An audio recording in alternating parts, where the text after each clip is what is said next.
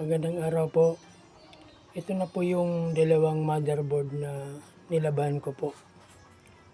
Yung isa po, talagang ano na siya, sira na po eh. Ito po. Bakit po? Kasi yung nilaban ko yan, pagkatuyo, ayun na nangyari. May mga ano siya, may mga kalawang na. Kung hindi na talaga ito pwede. No? Nalawang na siya. Hindi na nakaya ng ano eh, ng WD-40. Nisprayan ko ng ano eh, pangkalawang. So, hindi na, think di ko na to ipapower up. Kasi may mga ano ng capacitor eh. Corroded na siya eh. So, ang susubukan ko po, yung isa. Ito. Ito yung susubukan ko kasi chinik ko naman siya. At yan, may langis-langis pa nga eh. Para matanggal yung kalawang niya. Try ko po itong power on ngayon. Samahan niyo po ako. So, para mabuo po ito, kailangan ko ng battery, processor na AMD, then RAM na Kingston 4GB. Tsaka ano pala ito, fan. Eh, siyempre power supply, monitor, tsaka keyboard. Samahan niyo po ako.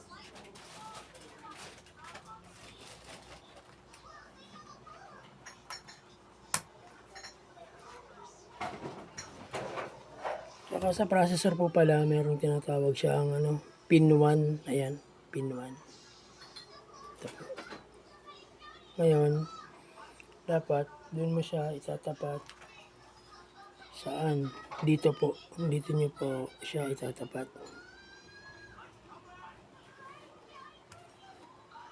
So, ganyan lang po. Kasi, ito yung mga ano nyo, mga paa.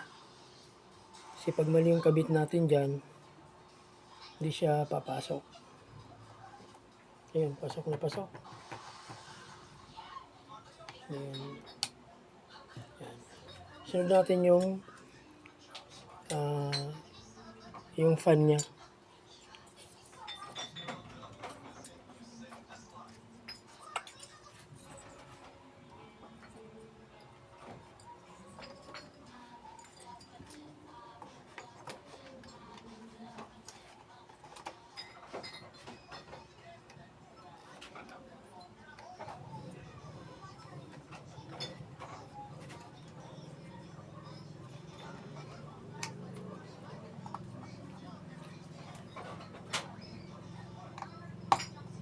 Yan, lock na. Kabit natin yung CPU fan sa motherboard.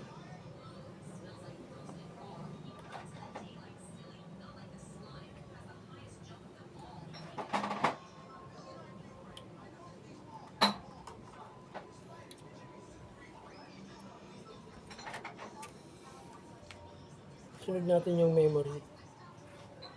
Kabit natin to.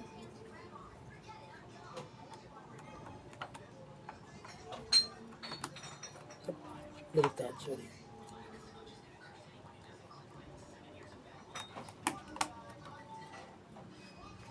Connect natin yung power supply sa motherboard.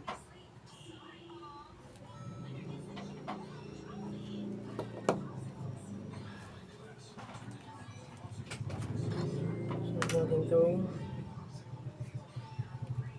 supply pa rin.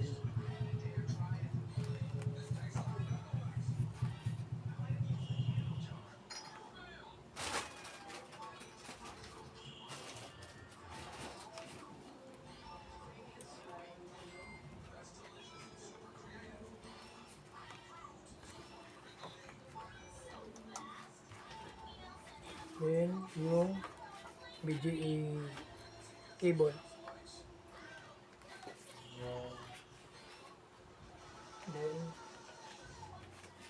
itong keyboard.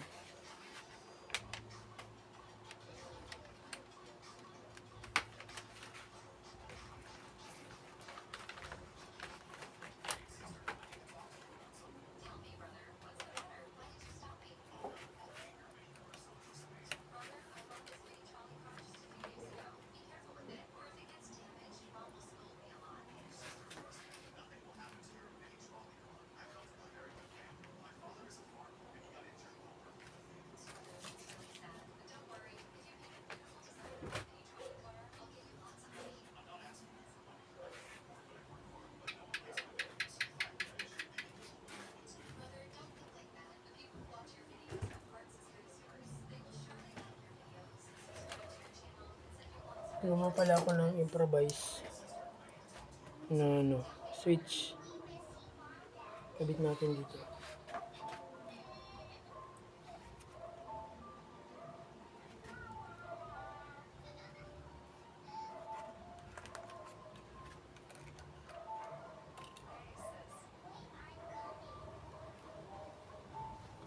Okay. Yung power natin.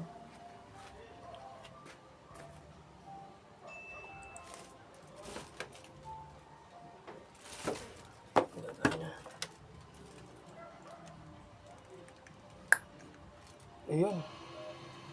Nagkaroon ng power. Tingnan natin kung magkakaroon ng display. Ayun, wala pa rin. Ayun.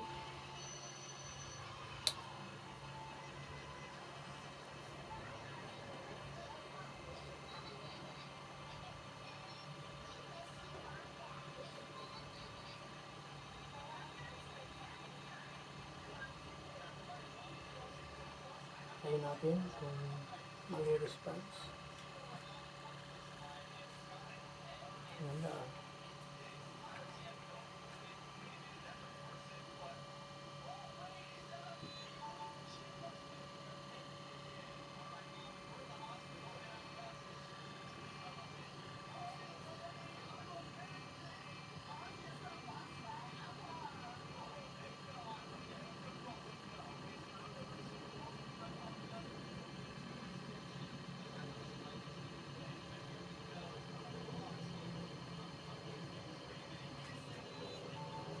Wala pa rin.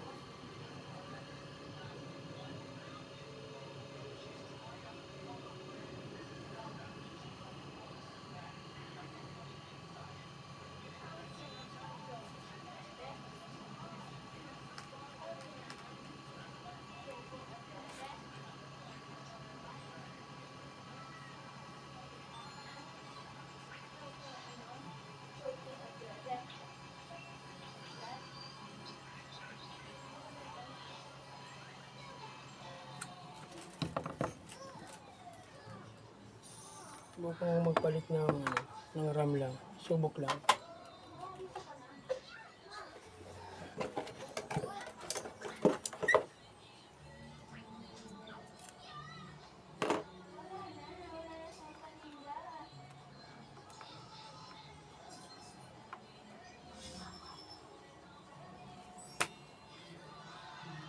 Okay.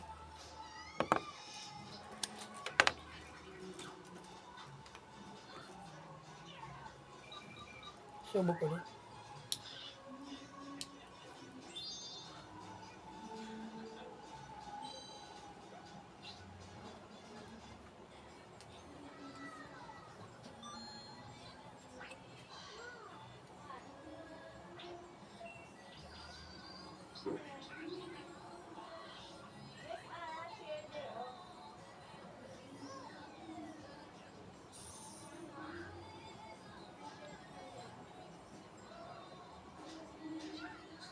Ayun, nagkaroon na ng display.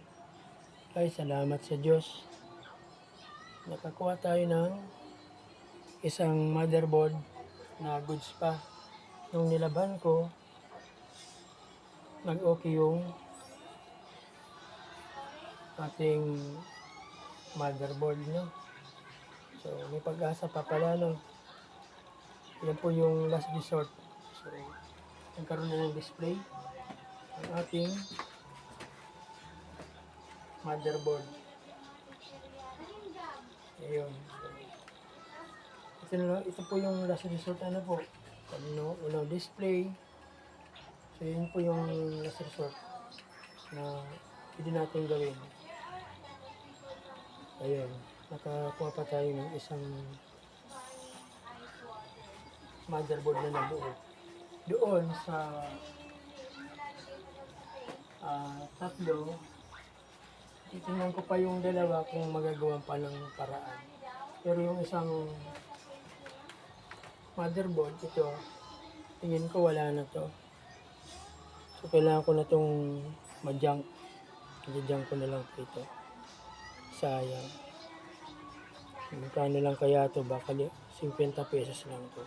Sige po, yun lang po muna. Maraming salamat sa pagsunod sa akin. No? Paki-subscribe na lang po. At paki-like and share and comment na rin po. Kung meron po kayong gustong i-comment or suggestion, ano po, marami pong salamat.